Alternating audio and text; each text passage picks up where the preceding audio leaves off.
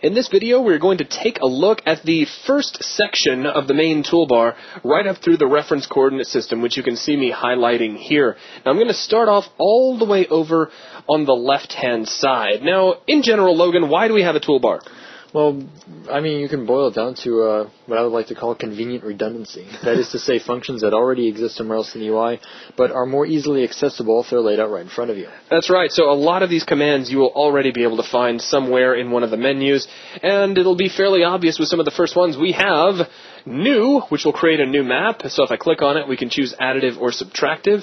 We have Open, which we can use to open an existing map. We have this little tiny skinny button, and this is for all recent maps. I'll actually forget this is here a lot, but it is nice and convenient if you remember it. It's as opposed to going to File and choosing Recent. To the right of this, we have the ability to save a current level, so we can just save what we're working on, or we can save all levels if we've streamed in several different levels and we want to save everything.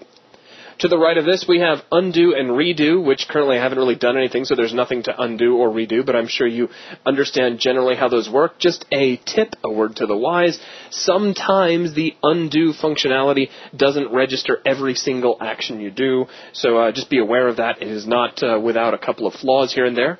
Next, we have the distance to far clipping plane. Now, in order to really show this off, I am going to open up a level, so I get to show the recent drop-down. And no, I don't want to save any changes. We'll give this just a second to load in. And let's fly around this level for just a moment. Now, this is a fairly small level, so it might be a little bit tricky to show you this far clipping plane. But if I drag this to the left, there we go. You see a wall appears in the distance, and I'll go ahead and maximize this viewport so you can really see that. It looks like our level has ceased to exist beyond this point, and as I move forward, it kind of comes into view the closer we get to it. And what that is a clipping plane which will stop the renderability of anything that is further beyond that plane. It's a great way to optimize your viewport so that if you have a very large level that is slowing you down, you can make stuff beyond that plane disappear. All right, to the right of this, we have prevent. I'm just going to read the tooltip because I love how descriptive it is. Prevent the mouse from being able to move, rotate, or scale actors. Only selection will be allowed. And it's really cool. If we activate this and we select, say, this light, if I try to move this light, the widget will move. I can put the widget wherever I want to. I can slide it up here. I can shoot it way up into the air. But notice the light doesn't move at all. If I click the light again, the widget snaps right back to it. This is a critical button on the toolbar to remember. Memorize it, figure out where it is, and before you ever show your map to anybody, make sure you switch it on. Because if you have built your lighting, and maybe building your lighting took, 10 minutes, 15 minutes, 20 minutes, an hour, who knows how long it took, and you don't want to sit through that again, make sure you have this activated so that you don't accidentally nudge a light or a static mesh and completely break your lighting system and have to then go through and rebuild it. So that's a quick look at that button. Now, to the right of this, we have Show or Use the Widget. So if we switch this off, the widget will disappear. If we turn this back on, the widget appears. Very cut and dry, very simple. Next to this, we have what type of widget we would like to use. We have the translation widget for moving objects around. We have the rotation widget for rotating objects.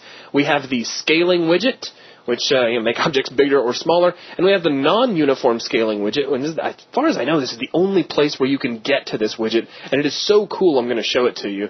So the default scaling widget will scale an object uniformly. So I can take this little tank over here and I can make it small, or I can make it big. But what if I want to stretch it out? Well, I can use the non-uniform scaling widget, and I can scale this tank on one axis, and make it really, really short, make it look like a 40-gallon drum or something, or make it tall or flatten it out, because I'm scaling on singular axes as opposed to all axes at once. You can also scale on two axes at one time by putting your mouse right here on this little tiny flag right in between two of the axes. And, of course, scaling in all three, you might as well just go back to the uniform scaling widget. So there's a quick look at that. Now, next to this, we have the reference coordinate system. Now, this is going to be most apparent if we take this object and rotate it. So I'm going to switch over to the rotation widget, and we'll rotate this over in the y-axis. Now, if I go back to the translation widget, take a look at how my translation widget is oriented. The red x-axis no longer necessarily points down the x-axis, which we can see in the lower left-hand corner of the viewport. It kind of points out into space at this funny angle, but we can use it to slide our tank along the orientation that it has been turned. This is because we're using the local rotation axis of this tank. If we switch back from local to world, now our axes are following the world coordinates, so X is true X-axis, Y is true Y, and Z goes straight up and down. So you can switch between local and world if you need to move an object along its own local-oriented axis. That's really all there is to it. And that takes care of all of the commands available to us in the first section of the toolbar.